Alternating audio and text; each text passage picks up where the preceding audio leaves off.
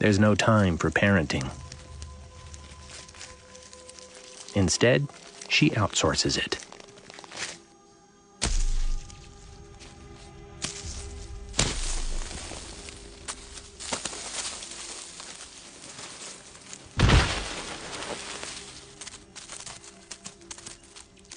Disguised as tasty seeds, her eggs are carried off by unwitting ants. But only the top of the egg is edible. The rest will be discarded in the nest. And there it will stay, safe underground, until it hatches many months from now.